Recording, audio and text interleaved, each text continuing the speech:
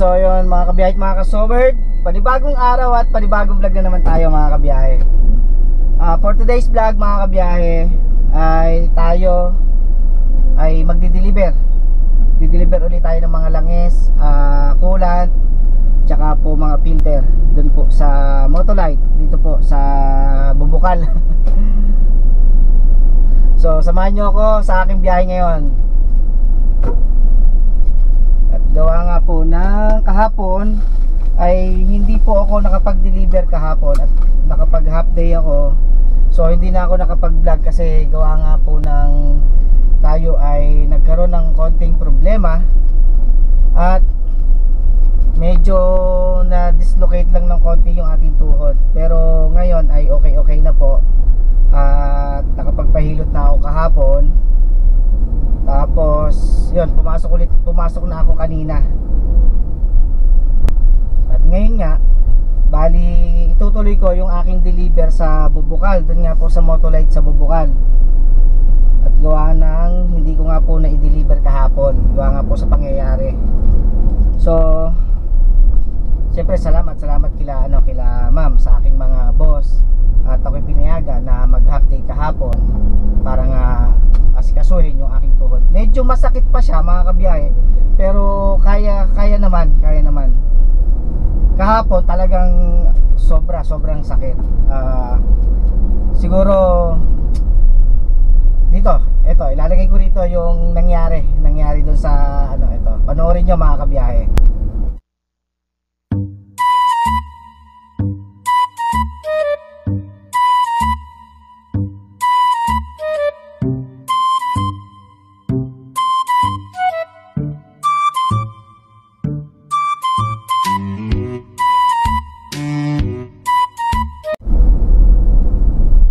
Yun nga,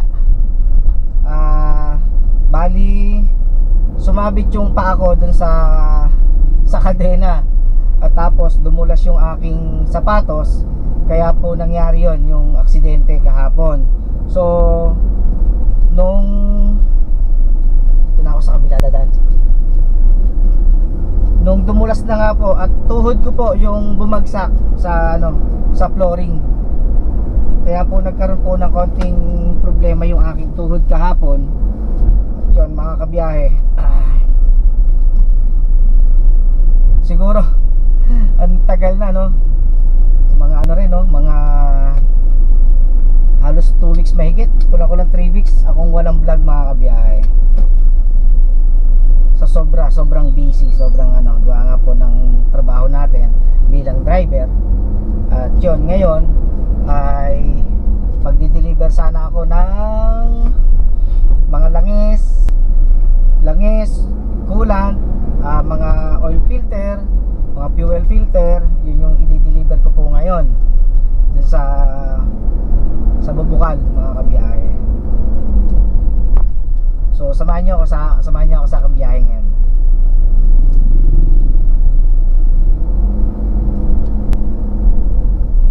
Medyo nailalakad-lakad ko na naman ang tuwid. Hindi tulad kahapon, talagang iba lakad ko kahapon mga kabiyahe.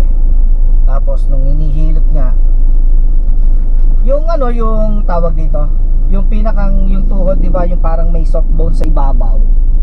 Yun parang umusod siya ng konti mga kabiyahe.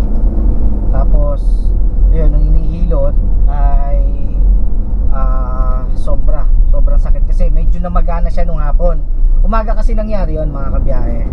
Tapos noon siyempre naghatid ako ng mga anak ni boss, inihatid ko sa school, tapos kinaon ko sa school. So tanghali, umuuro-uro na siya. At yun, nag-decision na nga ako na magpaalam. At sabi ko nga po ay baka pwedeng mag-half day muna ako. Gawa nga po ng gusto kong ipa-check up or ipahilot itong aking tuhod. At pumayag naman po sila ma'am na na ako ay mag-half day kahapon. At syempre salamat din kay Arwin. Gawa ng siya na po yung kumaon sa aking alaga kahapon ng hapon. Kaya shoutout kay Arwin, salamat. At next time babawi ako. Bawi ako pagka raid natin. Si Arwin kasi mga kabiyahe ay ano, siya yung minsan pagka hindi ako pwede, ayun, siya yung kumakaon or naghahatid sa mga anak ni boss. O kung di naman po pwede si Arwin, si Kuya George, so tatlo kami na pwedeng kumaon sa mga anak ni boss. Nandito na nga ako sa ano, sa Calyos mga kabiyahe.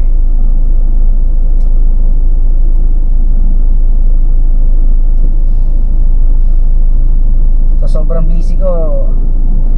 Hindi na ako nakakapag-adventure ulit eh.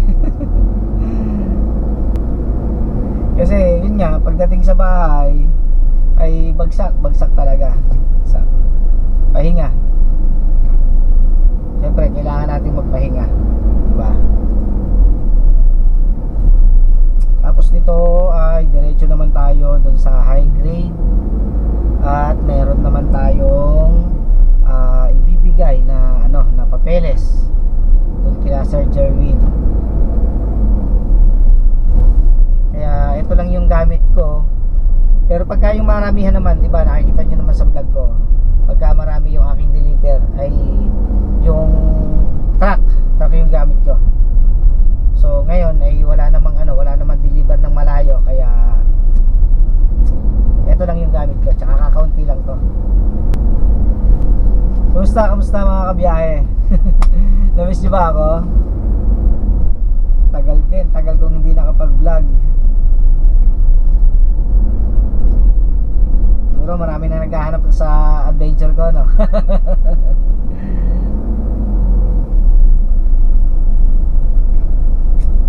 Pilitin natin yan. Siyempre kailangan unahin natin ang ating trabaho, no? Pagka yung medyo yung schedule natin ay maluwag-luwag, ayan, tsaka tayo mag-adventure ulit. A few moments later. Alright, so yun mga kabiyahe, nandito na tayo.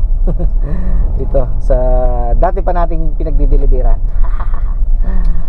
Okay, ayos ko lang ang aking parada.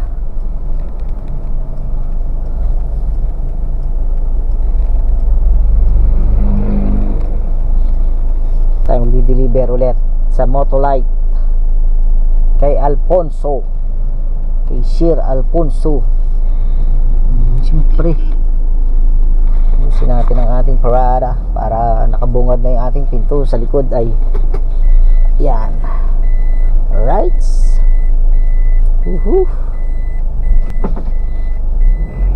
Oh yan. Okay, alright.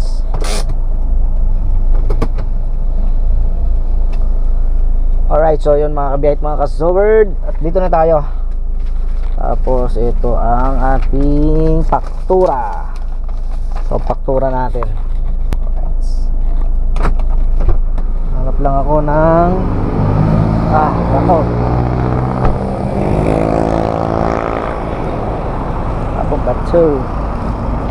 Yeah. Tayo.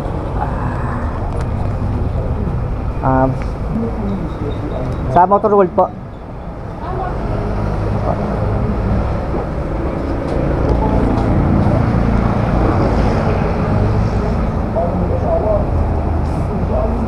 Uyong.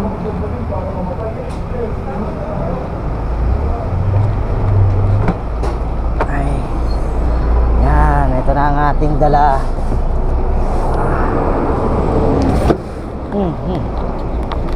Right. So yun mga kabiyahit, mga kasowerd, at ito na tayo. Yan. Deliver muna tayo.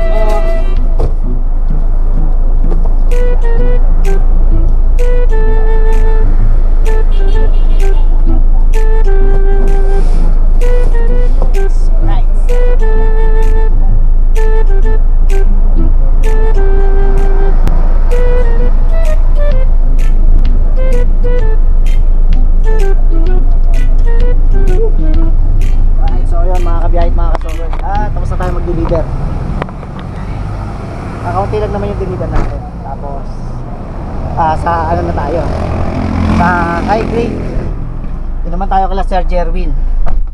Ay, okay, one down.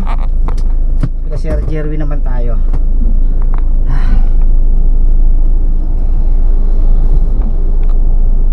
Habang luwag ang daan sa kabila, tayo ay okay, alright, so yan. Sabi sa inyo kakaunti lang pero hinapo ako. Hinapo ako dun ay medyo matagal-tagal din kasi tayo hindi nakapagbuhat-buhat. Kaya kailangan natin ng more practice. Medyo hinapo tayo. Mainit.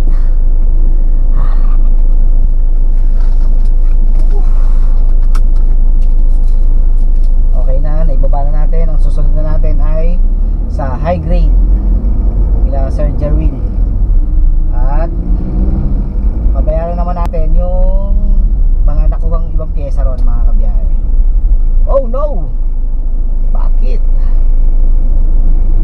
Sabihin nyo.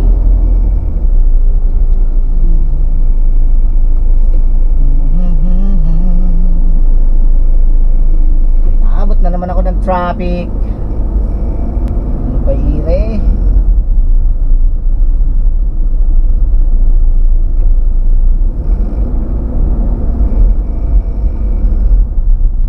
Ano bang gusto niyo puntahan ko rito, mga kabiyahe, sa Laguna?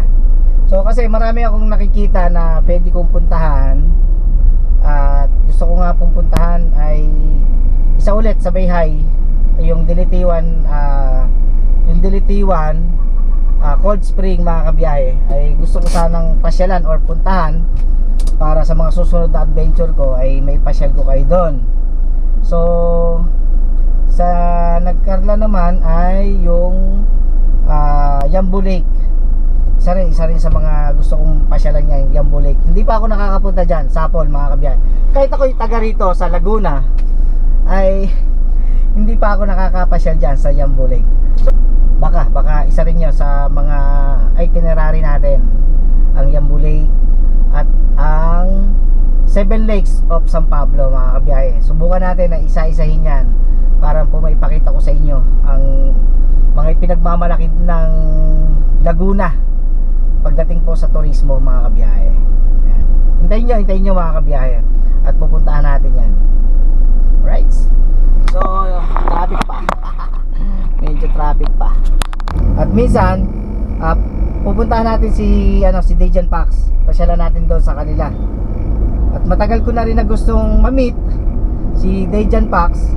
At syempre gusto ko rin naman na makasama sa mga adventure at mga camping niya. At kung sakali man na papala rin tayo na makasama, sana makasama din natin si Boy P. Si Boy first time. Ayan, dito tayo sa kaliwa. Tingnan nyo, dilim no.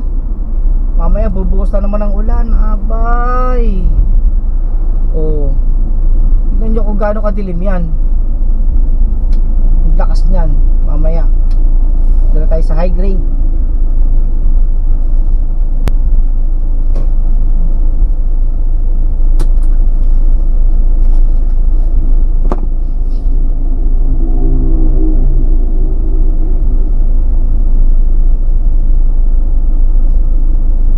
Parada muna tayo dito, mga kabiyahe, para medyo ganda-ganda yung natin.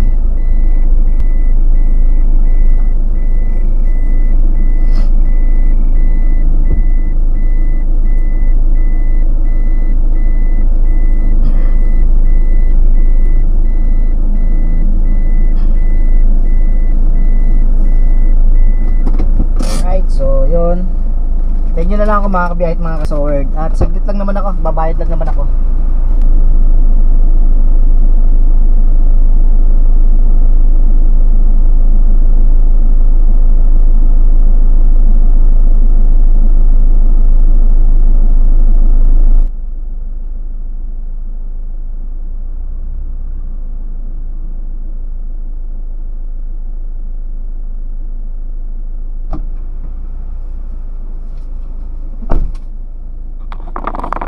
So yun nga mga kabiyahe, at nandito na tayo ulit sa sasakyan. So nakapagbayad na tayo dito sa high grade. At babalik na tayo sa sa palengke. Palengke na uli tayo. So ihatid lang natin tong tong cheque sa Motor World, tapos punta na tayo na pagsawitan ulit at doon na tayo maghihintay ng oras para pag-iintay sa Kaysak. Alright, so kita-kita na lang tayo maya pagdating sa palengke. Alright, so yun mga kabiyahit, mga kasowerd, tapos na tayo. Naibigay na natin kila kila ma'am yung natin, yung ating inasikaso, yung payment, yung cheque, tsaka yung mga listahan mga kabiyahe. At okay na. At pupunta na tayo ng pagsawitan para doon naman tayo sa pagsawitan ngayon. Doon naman tayo duty.